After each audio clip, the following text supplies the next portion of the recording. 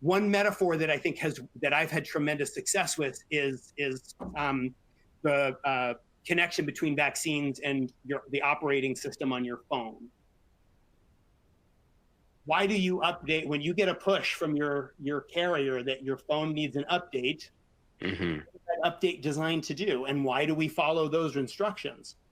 Right? Because things change over time. Threats emerge that we may not have anticipated in the tech world, and those updates teach the phone how to avoid those threats. That's exactly what vaccines do. Pediatrics, they might be less likely to talk about these things, but for example, vitamin A and measles has gotten a lot of attention, and Yeah. it's been tragic to see what's been happening, but people are not presenting to care in places like New Mexico and West Texas until it's very late, hence children requiring supplemental oxygen because they're self-medicating with cod liver oil, which has Mhm. high concentration of vitamin A. Let's be clear, let's acknowledge what is true, which is to say that in parts of the world where vitamin A we know is deficient, such as in sub-Saharan Africa or parts of Asia, if a child has measles, irrespective of their vaccine status, they will get vitamin A supplementation.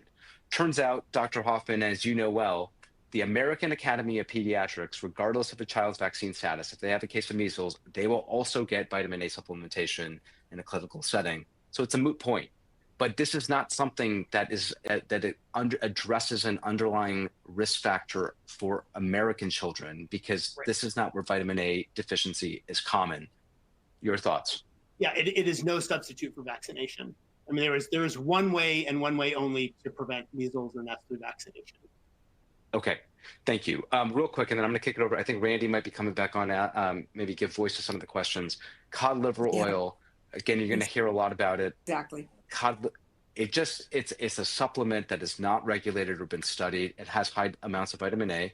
Vitamin A has its purpose. We're not saying it doesn't have its purpose. It is not a treatment. Lastly, I'll just say, because we had to respond to a lot of this last week, do not expose yourself for those that are going out and educating your communities. Natural immunity to measles does not protect against cancer or heart disease, unlike comments that are coming from the very highest levels. There's no evidence for that. What there is evidence for is what we mentioned with vitamin A in the setting of being an adjunct to treating a child with pneumonia. And it's something that's utilized across the board. So there's some context clarifying there. There is no evidence that natural immunity is something you want to risk, or nor does it portend any health benefits. It's a lot confusing. If you're at all unclear and you don't want to bother with a blood puncture or blood sample, even though I would argue everybody should be getting a lipid panel test, once at least every few years, just go ahead and make an appointment for a measles booster, and you should be able to get it.